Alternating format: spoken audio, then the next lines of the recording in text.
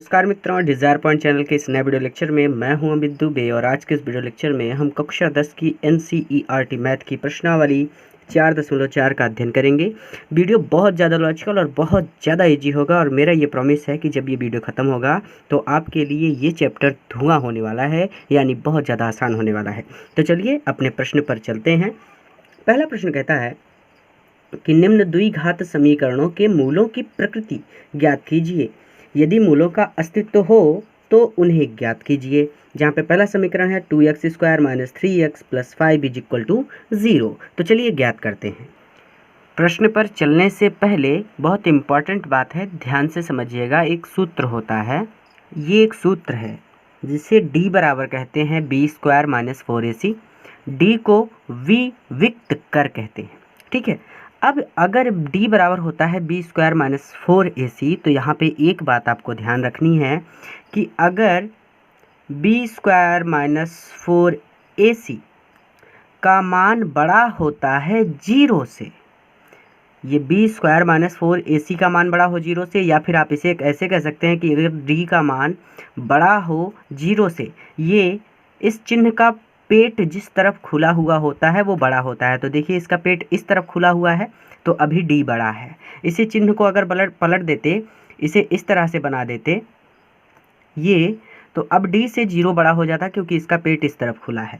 इसी तरह से यहाँ पे कोई संख्या हो p और यहाँ पे हो d, इस बात को समझिए, चिन्ह को समझा रहा हूँ। तो इस चिन्ह का पेट d की तरफ खुला है, इसका मतलब d बड़ा है p से।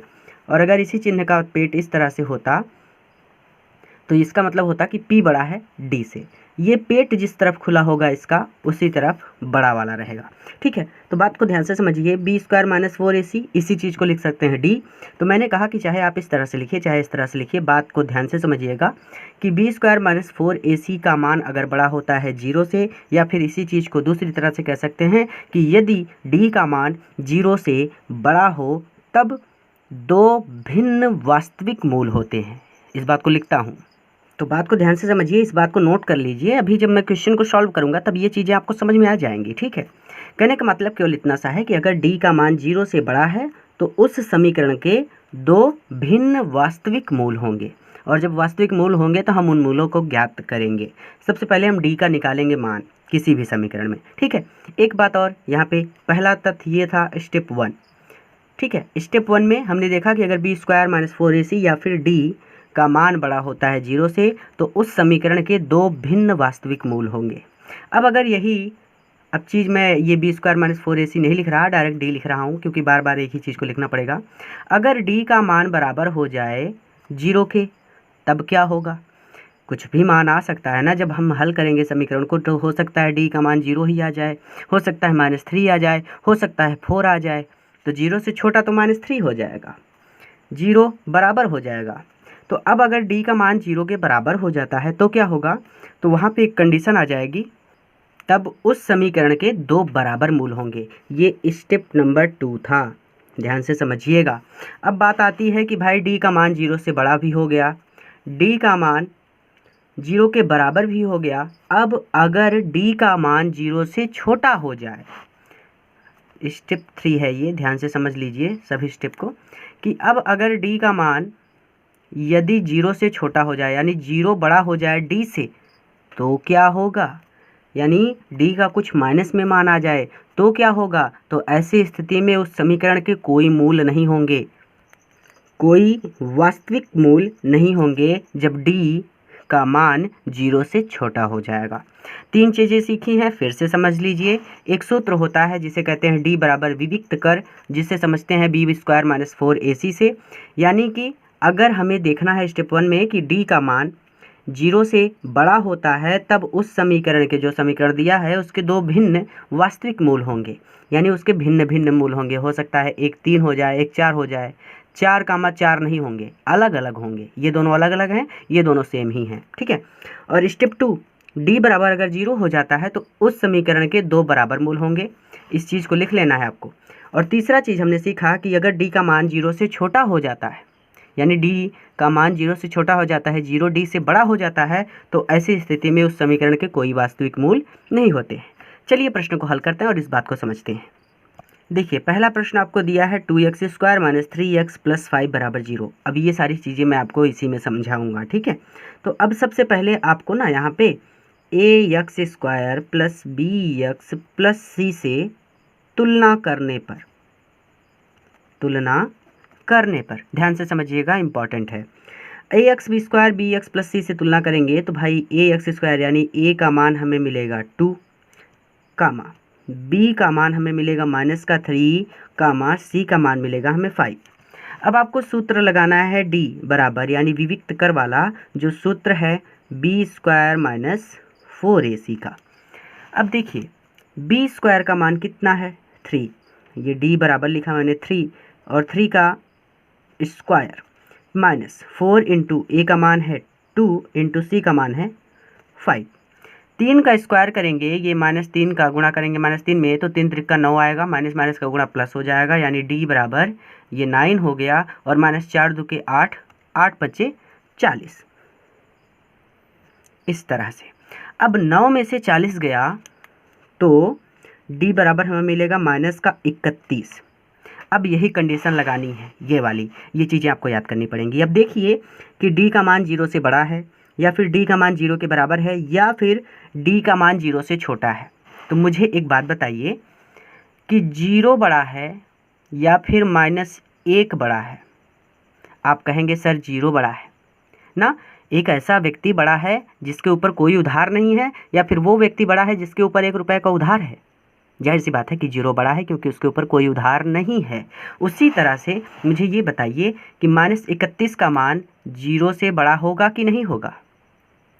भाई 0, सॉरी मैंने गलत कह दिया कि 0 -31 से बड़ा है।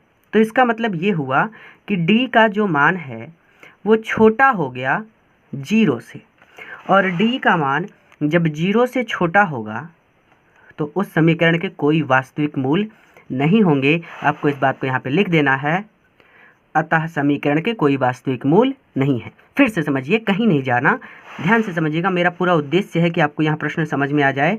3 चीज़ें होती हैं भैया, बहुत आसान सी बात होती है, बस केवल 3 चीज़ ही हमें देखनी होती है कि d का मान 0 से बड़ा है, d का मान 0 के बराबर है या फिर d का मान 0 से छोटा है। अगर d का मान 0 से बड़ा हो गया तो उस समीकरण के 2 भिन्न वास्तविक मूल होंगे। अगर d का मान 0 के बराबर हो गया तो उस समीकरण के 2 बराबर मूल होंगे, यानी 4, 3, 3, इस तरह से, ठीक है। और अगर तीसरा स्टेप था कि d का मान अगर 0 से छोटा हो जाता है तो उस समीकरण के कोई वास्तविक मूल नहीं होंगे और उस समीकरण को हमें वहीं छोड़ देना होगा। तो यहाँ पे हमने देखा कि जब हमने मान रखा तो हमें d का मान आया -31, और हम जानते हैं कि -31 से 0 बड़ा है। 31 से 0 बड़ा है, तो इसका मतलब d का जो मान है वो 0 से छोटा है। मैंने कहा ना, इसका पेट जिस तरफ खुला है वही बड़ा है। इस चीज़ को आप ऐसे भी लिख सकते हैं 0 > d, बस पेट खुला रहना चाहिए। ध्यान दीजिएगा कि जिस तरफ पेट खुलेगा वही बड़ा हो जाएगा, ठीक है। तो इसका मतलब ये 0 बड़ा है d से, और जब 0 बड़ा है d से तो कोई वास्तविक मूल नहीं होंगे। तीसरे प्रश्न पर चलते हैं, सॉरी दूसरे प्रश्न पर। ध्यान से समझिए, 3x² - 4√3 x + 4 क्या करेंगे, ax² + bx + c से तुलना करने पर। तुलना करते हैं। अब इसकी अगर तुलना करेंगे तो हमें देखेंगे कि हमें a बराबर मिलेगा 3, b बराबर मिलेगा -4√3 और c बराबर मिलेगा 4। सूत्र हमारा होता है d बराबर -b², सॉरी माइनस नहीं, यहाँ पे प्लस होगा, और -4ac, ठीक है। b² - 4ac, ये गलती से लिख दिया था। तो बराबर b का स्क्वायर करेंगे यानी -4√3 का स्क्वायर, फिर -4 इंटू a का मान कितना है 3 है, इंटू c का मान कितना है 4 है। अब ध्यान से समझिएगा, इसका मतलब है कि -4√3 इंटू -4√3, इन दोनों का आपस में गुणा करना है। ये प्रश्न मैंने एक बार और समझाया था आपको। ये 4√3 में, यानी 4 में √3 का गुणा है और यहाँ पे भी 4 में √3 का गुणा है, तो माइनस माइनस का गुणा होगा तो प्लस हो गया। 4 चौको 16 हो जाएगा, ठीक है। ये 16 और 3 √3 यानी √3 में गुणा करेंगे √3 का, तो 3 ये 3 आ जाएगा, अंडर रूट हट जाएगा, यानी 16 गुणते 3, तो 16 तिक्के 48। ठीक है, तो यहाँ पे हमें मिलेगा 48 और माइनस 4 तिक्के 12, 12 चौको 48। अब 48 से 48 कट जाएगा, डी बराबर हमें मिलेगा 0। तो हम कंडीशन पर चलते हैं अपनी। ये दूसरी कंडीशन थी यहाँ पे कि डी बराबर अगर 0 आता है तो उस समीकरण के 2 बराबर मूल होंगे। बराबर का मतलब है कि एक ही समान संख्या, जैसे 4, अगर पहला मूल 4 है तो दूसरा मूल भी 4 होगा, पहला मूल 3 है तो दूसरा मूल भी 3 होगा, यानी बराबर मतलब समान। ठीक है, तो डी बराबर हमें 0 मिला है, तो इसका मतलब उस समीकरण के 2 बराबर मूल होंगे। ये चीज़ें आपको याद करनी पड़ेंगी। ठीक है, तो अब हम उस समीकरण को हल करते हैं। तो अब हमें इसका मूल निकालना पड़ेगा। इस बात को यहाँ पे लिख दीजिएगा कि अतः समीकरण के 2 बराबर मूल होंगे। सूत्र हमारा होता है x बराबर माइनस का b plus minus under root B square minus 4ac upon का 2a। मान रखते हैं x is equal to minus का b है तो माइनस, और b का मान है हमारे पास 4 अंडर रूट 3 माइनस में plus minus under root B square यानी माइनस 4 अंडर रूट 3 का स्क्वायर, फिर माइनस 4 गुणते a का मान हमारे पास कितना है, हमारे पास, मैं ऊपर से देख के लिख दे रहा हूँ, हमारे पास a का मान है 3 और c का मान है 4, और पूरे का बटा 2 इंटू a का मान कितना है मेरे पास 3। अब देखिए ये यक्स हो गया, ये इक्वल माइनस माइनस प्लस हो जाएगा 4 अंडर रूट 3 प्लस माइनस ये 4 अंडर रूट 3 को मैंने हल किया था तो ये हमारा 48 आया था, और 4 तीके 12 और 12 चौको 48, ये 48 से 48 कट जाएगा, पूरे का बटा 2 गुणे 3, यक्स बराबर 4 under root 3 plus minus under बचा है 0 क्योंकि दोनों कट गए, तो 0 से कोई मतलब नहीं, 2 गुणे 3। अब यक्स बराबर इस 0 को हटा देते हैं, 4 अंडर रूट 3 और 2 तीके 6, इसको इस तरह से लिख लिया। काट देते हैं, या तो हम वही काट सकते थे इसको, लेकिन यहाँ पे काटते हैं, 2 तीके 6 और 2 दूके 4, यानी ये बचा 2 अंडर रूट 3 और नीचे बचा है 3। ठीक है, तो इसका मतलब यक्स बराबर हमें मिला है 2 अंडर रूट 3 बटे 3। तो मैंने आपसे कहा था ना कि उस समीकरण के 2 बराबर मूल होंगे। यहाँ पे देखिए समीकरण के 2 बराबर मूल होंगे, अर्थात ये जो संख्या आई है वही सेम संख्या दूसरी भी आएगी, अर्थात हम यहाँ पे लिखेंगे अर्थात समीकरण के 2 अंडर रूट 3 बटे 3 तथा 2 अंडर रूट 3 बटे 3 मूल होंगे। ठीक है, समान मूल मतलब बराबर मूल, यानी पहली संख्या जो है, अगर पहली संख्या 3 आ गई तो दूसरी संख्या भी 3 आएगी। ऐसी स्थिति में केवल एक ही मान मिलेगा आपको, जब d बराबर 0 मिलेगा तो आपका एक ही मान निकलेगा, लेकिन आपको कामा करके यानी तथा करके दूसरा वही सेम संख्या 2 बार लिख देनी है, ध्यान रखिएगा। अर्थात समीकरण के 2 अंडर रूट 3 बटे 3 तथा 2 अंडर रूट 3 बटे 3 मूल होंगे। अब तीसरे प्रश्न पर चलते हैं। तीसरा प्रश्न है 2x square minus 6x plus 3 ax square plus bx plus c से तुलना करने पर लिख लीजिएगा। a बराबर आपको 2 कामा, b बराबर आपको मिलेगा माइनस का 6 और c बराबर आपको मिलेगा 3। d बराबर लगाते हैं, सूत्र b स्क्वायर माइनस 4ac होता है। b स्क्वायर का मान हमारे पास है, b का मान है माइनस का 6 और इसका स्क्वायर माइनस 4 इंटू a का मान 2 इंटू c का मान है 3। ठीक है, अब देखिए माइनस 6 का माइनस 6 में गुणा करेंगे तो माइनस माइनस का गुणा प्लस हो जाएगा, और 6 छक्का 36 होता है, माइनस 4 दो को 8, 8 तीके 24, और 24 में से 36 में से 24 जाएगा तो आपको d का मान मिलेगा 12। तो अब देखते हैं कि ये d बराबर 12 यानी d का मान 0 से बड़ा है। यहाँ पे देखिए जब d का मान 0 से बड़ा होगा तब समीकरण के 2 भिन्न वास्तविक मूल होंगे, अर्थात पहली संख्या हो सकता है 4 हो तो दूसरी संख्या 5 होगी, यानी दोनों संख्याएं भिन्न होंगी, समान नहीं होंगी। समान तब होगी जब d बराबर 0 होगा। ठीक है, तो अब इस बात को लिख दीजिएगा कि तब 2 भिन्न वास्तविक मूल होंगे, तब समीकरण के 2 भिन्न वास्तविक मूल होंगे। ये काम हम इसलिए करते हैं ताकि हम जान जाएं कि इसके कोई मूल हैं, नहीं हैं, या फिर उसके मूल कैसे हैं। ठीक है, अब सूत्र होता है x बराबर माइनस का b plus minus under root B square minus 4ac पूरे का बटे 2a। देखिए x बराबर b का मान कितना है हमारे पास 6, तो ये माइनस पहले से है, फिर माइनस का 6, फिर plus minus under root B square का मैं डायरेक्ट हल करके लिखता हूँ, यही मान आएगा 12, क्योंकि बी स्क्वायर देखिए ध्यान से, ये बी स्क्वायर है, बी स्क्वायर का मान माइनस 6 का स्क्वायर फिर माइनस 4AC, यही चीज़ है ना 4AC, समान एकदम सेम टू सेम। पूरा का पूरा हल करने के बाद 12 मिलेगा आपको, मैं डायरेक्ट 12 लिख दे रहा हूँ। ठीक है, ये देखिए बी स्क्वायर माइनस 4AC, इसी चीज़ को तो हल किया है तो हमें 12 मिला है। यहाँ पे भी बी स्क्वायर माइनस 4AC, इसी चीज़ को हल करेंगे तो फिर से 12 मिलेगा, इसलिए मैं ये सारा प्रोसेस नहीं कर रहा, मैंने डायरेक्ट यहाँ पे 12 लिख दिया। अब इस 12 को बाहर कैसे निकालेंगे इस बात को समझिए। ये यक्स बराबर माइनस माइनस प्लस हो जाएगा, प्लस का 6 प्लस माइनस, ये अंडर रूट 12 को हम क्या लिख सकते हैं, 2 गुणते 2, 2 दूनी 4, 2 के 3, 2 दूनी 4, 4 तीखे 12। अब अंडर रूट में जिसका जोड़ा बन जाए यानी दो संख्याएं समान हो जाएं तो वो उनमें से एक संख्या बाहर आ जाती है।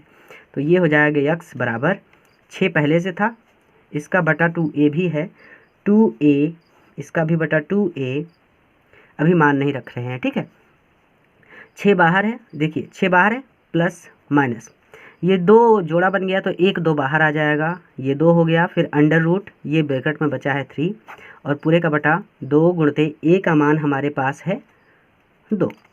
अब ये कैसे हल होगा, ये हमें मिला है यक्स बराबर, सॉरी ये यक्स बराबर ये 6 है रहेगा प्लस माइनस 2 अंडर रूट 3 है, 2 अंडर रूट 3 रहेगा और इसका बटा हमारे पास है 2 दूनी 4। अब यहाँ पे ही पूरा का पूरा काम करना है आपको, इसका मतलब है कि एक बार 2 अंडर रूट 3 को माइनस में लेना है और एक बार 2 अंडर रूट 3 को प्लस में लेना है। ठीक है, लेकिन उससे भी पहले एक काम यहाँ पे और कर सकते हैं, इसमें भी 2 का गुणा है और इसमें भी 2 का गुणा है, तो इसको हम हल कर लेते हैं। हल कैसे करेंगे, यक्स बराबर ये 2 कामन लेंगे, यहाँ पे ब्रैकेट में क्या बचेगा, 2 3 6, तो ये 3 हो गया, प्लस माइनस 2 का गुणा था अंडर रूट 3 में तो 2 तो बाहर चला गया, तो यहाँ पे केवल बचा है अंडर रूट 3 और नीचे बचा है 4, तो 2 2 के 4 होता है। इसे और आसान कर लिया तो यक्स बराबर हमें मिला है 3 प्लस माइनस अंडर रूट 3 और अपान में 2। अब ये सवाल थोड़ी सी और आसान हो गई, तो अब हम यहाँ से इसको रखते हैं कि एक बार यक्स का मान हमें यानी अंडर रूट 3 का मान हमें प्लस में लेना है और एक बार अंडर रूट 3 का मान हमें माइनस में लेना है। तो हम लिखते हैं कि धनात्मक मान लेने पर, आप लिख लीजिएगा धनात्मक मान लेने पर, इस तरह से यहाँ पे लिख रहा हूँ यक्स बराबर 3 प्लस, इस अंडर रूट 3 को प्लस में ले रहे हैं तो 3 अंडर रूट 3 अपान में 2, और यहाँ पे इसी चीज़ को ऋणात्मक मान लेने पर आप लिख लीजिएगा यक्स बराबर 3 माइनस अंडर रूट 3 बटे 2। एक बार अंडर रूट 3 को प्लस में लिख लिया और एक बार अंडर रूट 3 को माइनस में लिख दिया, और इस तरह से इस समीकरण के 2 मूल आ गए। देखिए दोनों मूल भिन्न हैं, यहाँ पे अंडर रूट 3 प्लस में है, यहाँ पे अंडर रूट 3 माइनस में है। तो इस तरह से आप लिखेंगे कि अतः द्विघात समीकरण के मूल 3 प्लस अंडर रूट 3 अपान 2 तथा 3 माइनस अंडर रूट 3 अपान 2 होंगे। ठीक है, तो इसको लिख लीजिएगा अपनी तरह से। दूसरा प्रश्न ध्यान से समझिए कि निम्न प्रत्येक द्विघात समीकरण में k का ऐसा मान ज्ञात कीजिए कि उसके 2 बराबर मूल हों। कुछ नहीं करना, यहाँ पे विविक्त कर निकालना है। पहला समीकरण है 2x square plus kx plus 3 is equal to 0। पहले इसको हल करते हैं, पहला हल कर दूंगा तो दूसरा आप स्वयं हल कर लेंगे। प्रश्न को थोड़ा सा ध्यान से समझिएगा भैया, बहुत ज़्यादा आसान है, कुछ नहीं है। जब आपको इस तरह का प्रश्न दे और यहाँ पे के स्थान पे कुछ भी हो, सी हो, डी हो, एक्स हो, वाई हो, जेड हो, प्रश्न इस तरह का होना चाहिए, तो आप कुछ मत कीजिए, बस एक स्टेप याद रखिए। यहाँ पे आप लिखिए ax square plus bx plus c से तुलना करने पर। तो जब आप तुलना करते हैं तो a का मान यानी x स्क्वायर का गुणांक कितना है 2, तो आपको a का मान मिलता है 2। फिर यक्स यानी ये b बराबर b यानी इस यक्स का गुणांक b है, यहाँ पे यक्स का गुणांक क्या है k, तो b के स्थान पे आप लिखेंगे k। मेरी बात को ध्यान से समझिए, अभी यहीं पे 3 होता तो आप क्या करते कि b बराबर 3 लिख देते, यानी इस b यक्स में ये यक्स तो अपने स्थान पे है, अब b के स्थान पे जो है वही b का मान है, चाहे k हो, जेड हो, वाई हो, यक्स हो, कुछ भी हो। यहाँ पे भी अगर होता तो भी हम यही काम करते, यक्स स्क्वायर तो अपने स्थान पे है, यहाँ पे भी यक्स स्क्वायर है, ये जो ए के स्थान पे बैठा है ये चाहे 2 हो, 3 हो, यक्स हो, वाई हो, जेड हो, जो कोई भी हो वो ए का मान है। और a बराबर करके हम यही लिखेंगे। तो उसी तरह से b के स्थान पे k बैठा था तो हमने b बराबर k लिख दिया, और c बराबर c के स्थान पे कौन बैठा है 3। अब यहाँ पे विविक्त कर निकाल दीजिए बस, d बराबर b स्क्वायर माइनस 4ac, बस यही हल कर दीजिए, आपको मान पता चल जाएगा। देखिए b का स्क्वायर क्या है, k का स्क्वायर। प्रश्न पे आगे चलने से पहले मैं एक बार फिर से आपको स्पष्ट करा देता हूँ। प्रश्न फिर से पढ़ लीजिए कि निम्न प्रत्येक द्विघात समीकरण में k का ऐसा मान ज्ञात कीजिए कि उसके दो बराबर मूल हों, और किसी समीकरण के दो बराबर मूल कब होते हैं, जब d बराबर होता है 0।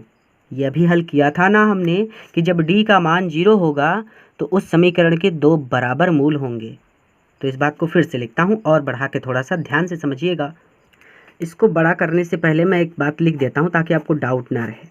यहाँ पे इतना लिखने के बाद आप लिखिएगा कि जब समीकरण के दो बराबर मूल होंगे तब d बराबर तो 0 होना चाहिए। अब देखिए यही चीज़ d बराबर, अभी मैं डायरेक्ट लिख देता तो आप कंफ्यूज हो जाते कि यहाँ पे 0 कैसे आ गया, इसलिए मैंने इसको बढ़ा के लिखा है थोड़ा सा। अब देखिए d बराबर b स्क्वायर माइनस 4ac होता है। d के स्थान पे क्या 0, क्योंकि उस समीकरण के दो बराबर मूल होंगे, और जब दो बराबर मूल होंगे तो d का मान 0 होगा, तो हमने d के स्थान पे रख दिया 0 बराबर b के स्थान पे हम रखेंगे k का स्क्वायर हो जाएगा माइनस 4, ठीक है, a 2 है इंटू c 3 है। अब 0 बराबर k स्क्वायर, 4 2 के 8, 8 तिके 24, ये हमें k बराबर मिलेगा। इस 24 को इधर लाएंगे तो ये प्लस का 24 हो जाएगा। अब इसको थोड़ा सा पलट के लिख लेते हैं, यानी k को इधर लिख लेते हैं और 24 को इधर लिख लेते हैं। ये k का स्क्वायर है, ये k का स्क्वायर है। अब k के स्क्वायर को हटाएंगे तो इधर आके अंडर रूट में 24 हो जाएगा। 24 को क्या लिख सकते हैं, जाहिर सी बात है कि 24 को हम लिख सकते हैं k बराबर अंडर रूट 2 गुणे 2, 2 दूनी 4, 2 के तीके 12 और गुणते 2, 12 दूनी 24, यानी हम इसे लिख सकते हैं, थोड़ा सा इस रूप में लिख देता हूँ ताकि आप कंफ्यूज ना हो, मैंने अपने हिसाब से किया है। ये k बराबर हम लिख सकते हैं 2 गुणे 2, 2 दूनी 4, 2 के 8, तीके 24। देखिए 2 गुणे 2 यानी 2 दूनी 4, 4 दूनी 8, 8 त्रिक 24। अब यहाँ पे जिसका जोड़ा बन गया वो तो बाहर आ गया, यानी k बराबर ये 2 बाहर आ गए। अब अंदर क्या बचा है 2 और 3, तो 2 गुणे 3 को हम लिख सकते हैं 6, और ये क्या है प्लस माइनस में, क्योंकि इसका स्क्वायर उधर गया था, स्क्वायर उधर गया था तो k का मान आया है प्लस माइनस में 2 अंडर रूट 6। इस तरह से k का हमने मान निकाल लिया। फिर से समझ लीजिए, जैसे कोई भी समीकरण आपको दिया गया है, सबसे पहले आपको उसकी a x square plus b x plus c से तुलना करनी है। तुलना करने के बाद आपको देखना है कि जब उसका समीकरण का दो बराबर मूल होगा तो इसका मतलब d बराबर 0 होगा, और जब d बराबर 0 होगा तो हमारा सूत्र होता है d बराबर B square minus 4ac। D के स्थान पर हम 0 रख देंगे, b के स्थान पर हम b का मान रखेंगे, और उसके बाद 4ac यानी a और c का मान रख के गुणा करेंगे। गुणा करने के बाद हम देखेंगे कि k स्क्वायर बराबर हमें मिला है 24, तो हमने इस चीज़ को पलट के लिख लिया कि भाई k स्क्वायर तुम इधर आ जाओ और 24 को उधर भेज दो। फिर जब k को स्क्वायर को उधर भेजेंगे तो आप चाहें तो यहीं से प्लस माइनस लगाना स्टार्ट कर सकते हैं, कोई दिक्कत नहीं है। अंडर रूट आ गया तो प्लस माइनस, क्योंकि हम जानते हैं उस समीकरण के दो बराबर मूल हैं, इसका मतलब है कि अगर पहला मूल 6 है तो दूसरा मूल भी 6 ही होगा। आगे जाएंगे तो हम इस 24 को हल करके लिखेंगे 2 गुणे 2 यानी 2 दूनी 4, 4 का 2 में गुणा किया तो 8, और 8 का गुणा किया 3 में तो 24 हो गया। अब अंडर रूट में जिसका जोड़ा बन गया वो बाहर आ जाता है, तो इन दोनों 2 का जोड़ा बन गया, इसलिए ये दोनों 2 जोड़ा बनने की वजह से इनमें से एक 2 बाहर आ गया, तो इन दोनों का अस्तित्व खत्म हो गया। अंदर बचे केवल 2 और 3, तो 2 और 3 का गुणा करके लिख दिया, तो हमने ये बाहर प्लस माइनस लगा दिया है। ठीक है, तो इसका मतलब k का मान हमें मिला है 2 अंडर रूट 6। ये हमारा दूसरा प्रश्न हमें दिया गया है kx और ब्रैकेट में x माइनस 2 और प्लस 6। हल करते हैं इसको, सबसे पहले गुणा करेंगे तो ये हो जाएगा k, x का गुणा किया x में x स्क्वायर, माइनस ये x का गुणा करेंगे 2 में तो k 2k x हो जाएगा। ध्यान से समझिए कि ये k है, ये x है और ये 2 है, यानी जब 2 में गुणा करेंगे k x का तो ये 2k x हो जाएगा, प्लस 6 बराबर 0। अब ध्यान से समझिए, इसे आपको स्वयं से करना है। मैं इसे ax square plus bx plus c से तुलना करने पर लिख रहा हूँ। यहाँ पे a का मान कितना होगा? एक्स स्क्वायर है, एक्स स्क्वायर अपने स्थान पे है। a के स्थान पे कौन बैठा है? a के स्थान पे बैठा है k। यहाँ पे b का मान कामा करके b यक्स यानी यक्स अपने स्थान पे है। b के स्थान पे कौन बैठा है? 2k। इस यक्स को छोड़ना है बस, उसके बाद यहाँ पे जो कुछ भी संख्या हो, कितनी भी बड़ी से बड़ी संख्या हो, उसे लिख लेना है। ये यक्स यहाँ पे था, यहाँ पे भी यक्स था, इसलिए यक्स को छोड़ दिया। अब उसके अलावा जो कुछ भी है वो b का मान है, और b का मान है 2k, क्योंकि यही बच रहा है। उसके बाद c बराबर क्या होगा? 6। सूत्र होता है, यहाँ पे एक बात लिख लीजिएगा, जब समीकरण के मूल बराबर होंगे तब d बराबर 0। d बराबर सूत्र होता है b स्क्वायर माइनस 4ac बराबर b स्क्वायर का मान रखेंगे, b का मान रखेंगे तो ये 2k है, 2k का स्क्वायर माइनस 4 इंटू a का मान है k, ये k हो गया, c का मान है 6 तो इंटू 6 हो गया। और यहाँ पे d के स्थान पे 0, फिर 0 बराबर 2 दूनी 4k स्क्वायर। ये देखिए 2k का गुणा करेंगे 2k में तो ये 2 2 4 हो जाएगा और k स्क्वायर हो जाएगा। ठीक है, इस बात को माइनस 4 6 चौको 24 और यहाँ पे k।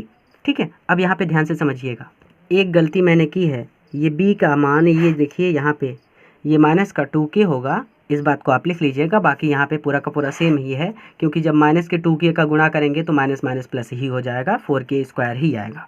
ठीक है, ध्यान से समझने वाली बात यहाँ पे ये है। अब दिमाग काम नहीं कर रहा होगा कि इसे कैसे हल करें, तो इसे मैं आपके रूप में लाता हूँ जिस तरह से आप समझते हैं। इस 0 को दाहिनी तरफ रख देते हैं और 4k स्क्वायर माइनस 24k को इस तरफ लाते हैं, तो ये 4k स्क्वायर माइनस 24k, इसे इधर लाए बराबर ये 0 रख दिया। अब यहाँ पे देखिए कॉमन क्या है, इसके पास 4 है और 6 चौको 24 होता है, यानी इसके पास भी 4 है। यहाँ पे k स्क्वायर है, यहाँ पे k है, यानी यहाँ पे हम 4k कॉमन ले सकते हैं। तो अब इस 4k से पूरे समीकरण में भाग होता है, इसी तरह से गायब होता है। तो 4 से यानी 4 तो बाहर आ गया, यहाँ पे 4 था, 4 बाहर आ गया। यहाँ पे k स्क्वायर है, 1 के बाहर आ गया तो केवल 1 के बचा, माइनस 6 चौको 24 होता है, यानी 6 चौको 24, यानी यहाँ पे बचा है 6। ठीक है, और ये 1 के था, 1 के बाहर आ गया है बराबर 0। ध्यान देने वाली बात यह है कि 4 के माइनस 6 में गुणा है, और जब इधर जाएगा तो भाग होगा, और जब 0 से भाग करेंगे 4k का तो वो भी 0 हो जाएगा, यानी ये पूरा का पूरा उधर जाके 0 हो गया। हमारे पास बचा k माइनस 6, और ये हमारे पास आएगा k बराबर 6 को उधर भेज देंगे तो k बराबर 6, अर्थात k का मान हमें मिला है 6। कुल मिला के इस प्रश्नावली में 5 प्रश्न हैं, तो अगले 3 प्रश्नों का अध्ययन हम अगले वीडियो लेक्चर में करेंगे। पूरा वीडियो देखने के लिए धन्यवाद।